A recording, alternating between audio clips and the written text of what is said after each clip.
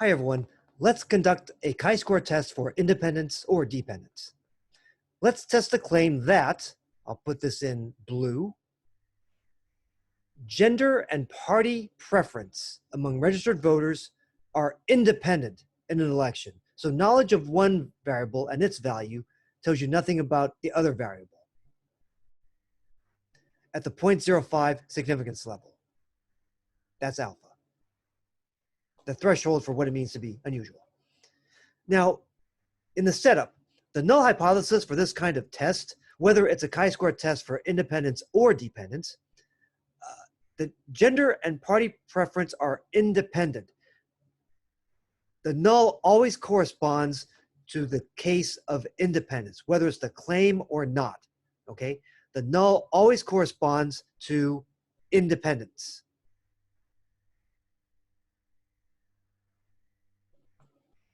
In this case, it just so happens that it's also the claim, based on the wording of the problem.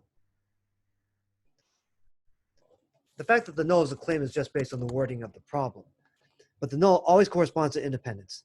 Now this makes sense because remember, we're basing calculations under the null.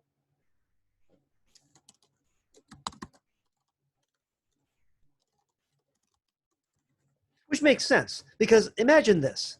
Let's say that we have 3 machines of the same type, but they operate independently. Let's say that the probability of failure for each machine is 10% or 0.10 for the day. What's the probability that all 3 machines fail? Well, it's going to be 0.10 all to the third, right? By independence. But if I tell you that these 3 machines are connected in a network, so they're dependent somehow, well then what's, by the way, this is the probability of failure for all 3. What's the probability of failure for all 3 if we have dependence through the network? Well, I don't know. I mean, how are these machines related and how are their performances related through the network? So it's hard to base calculations under the assumption of dependence because you'd want to ask, what's the nature of that dependence? It's much easier to do calculations under the assumption of independence. Now, if we all get zapped by a gamma ray burst, well, I can't account for that. So, all right. The alternative hypothesis will always say that the 2 variables are dependent. Here, gender and party preference are dependent. Statistically, alpha equals 0.05. Our tests for this lesson, just like the last one, are all right-tailed. So we're going to reject the null in favor of the alternative if our chi-square test value is too high, if it's too far away from 0. The null loves 0. The null loves a chi-square value of 0. The alternative loves chi-square values of 1,000,000. All right. So so now we've set this thing up, and then we take our poll. We call up 700 voters. N equals 700, the sample size. Right. So the sample data, our observed or O table, these are the results based on our poll. We randomly sample 700 registered voters. Okay, the sample results are summarized in this 2-way observed O table here, right? A 2-way frequency or contingency table. And by the way, I've copied this in Excel. This is a 2x2 contingency table or frequency table. And over here, the marginals I've put in gray. So the row totals and the column totals, these marginals are in gray. And here's the grand total of 700. Now, these values here do not count into the size of the table. It's a 2x2 table. So here's the O table in red, same as what's in here. Now, the expected or E table, I would not expect you to compute. I would give that to you. Later on, I'll tell you how to compute these values, and these are reflected in my Excel spreadsheet over here. And yes, there are formulas, that's the hint. It turns out to be, for each corresponding cell, it's basically the row total times the column total over the grand total. You don't have to know that, but that's what Excel works out. And I got these values here. So it turns out that the 2-way expected or E table under the null, as always, we perform these calculations under the null. In this case, in this type of test under the assumption of independence. So if you assume independence between the two variables, party preference and gender, if you fix the marginals, so if you somehow guarantee that you have this number of men, this number of women, and this number of gray voters, and this number of yellow voters, then if there is truly independence between these two, then these values would perfectly reflect independence. There would be absolutely no evidence against the null or independence if in fact these were the values. Now bear in mind, we couldn't observe a part of something, right? I mean, you wouldn't do that to your worst enemy, saying you're half a man. Well, I don't know. You could say that about your worst enemy, but yeah, of course, these observed frequencies will be integer, okay? The values in the E table often are not.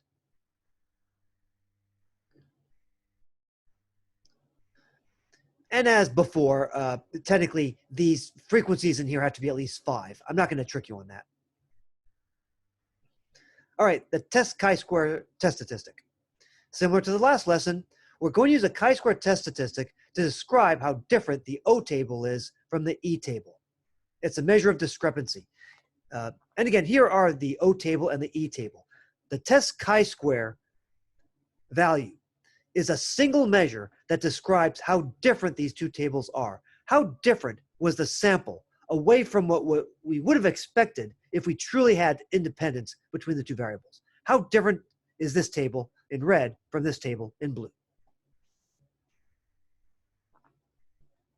It turns out that the test chi-square value is about 1.296. I'll show you how I get that later on. That is verified in my Excel spreadsheet. Look at that formula. Woo! It uses all these cells. As an Excel challenge to you, try to pull this off for 2x3 contingency tables and so forth. You can, in principle, have these chi-square tests for 2x3, 3x2, 3x3, and so forth. It doesn't have to be 2x2. All right, but the test chi-square turns out to be about 1.296. Well, so what? What is the chi-square distribution we're looking at? It's the one on this number of degrees of freedom. We use the chi-square distribution on this number of degrees of freedom. The quantity R minus 1 times the quantity C minus 1, where R is the number of rows, C is the number of columns. Now, these tables, the O table and the E table, are both 2x2. R equals 2 and C equals 2. Bear in mind, there's a symmetry in that it doesn't matter if you have party here and gender here, or if you have gender here and party here. It doesn't matter if you make the rows the columns. It doesn't matter if you make the rows the columns and vice versa. It doesn't matter because there's symmetry.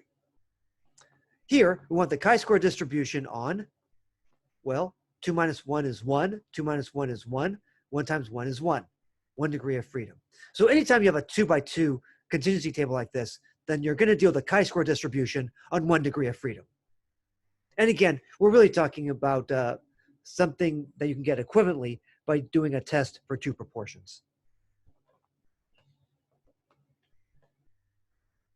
Okay, so we find the corresponding p-value. It's a right-tailed test. So the 1.296 is what we got based on our sample.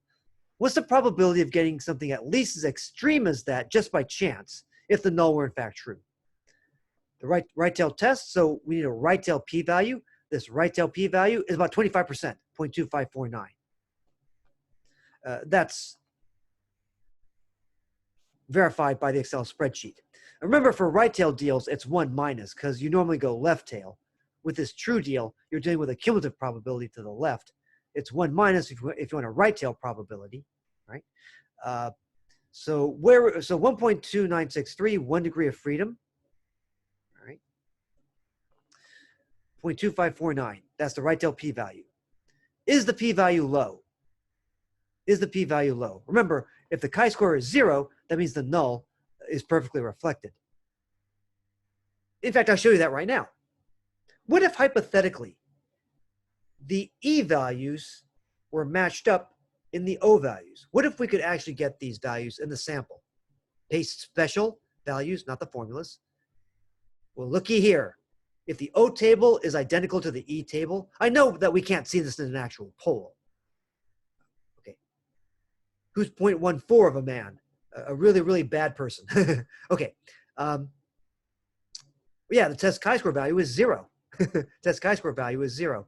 And the p-value would be 1. If the test chi-square is 0, then you get a p-value of 1, everything to the right. Okay, but here we get a test chi-square of 1.296. Still, even though we're not getting 1, we're getting a lot. We're getting about 25% to the right. Okay, is that low? No way. No way. There's no one who's, realistically, alpha's not going to be like, 30% or something. Realistically, no. Okay, alpha's more like 5%, 10%, not like 26% or 30%. Okay, I'm sure it's going to be low. Okay, and we said early on alpha was 5%, 0.05. The p-value was 0.2549. That was the p-value. Alpha was from the problem, 0.05. 25% is way more than 5%. The p-value is not low at all by that measure. The p-value is not low. The null does not have to go. We do not reject the null.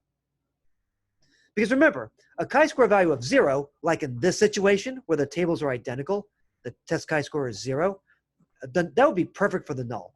The 1.296 is low enough, it's close enough to 0, that the null is still safe. The null is unsafe if you get a chi-square way out here, like a million. then the null's dead. All right. We do not reject the null. Is that strong or weak? That's like not guilty, it's weak.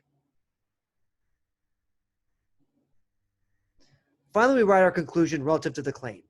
We do not reject the null, that's weak. There's insufficient evidence to say something.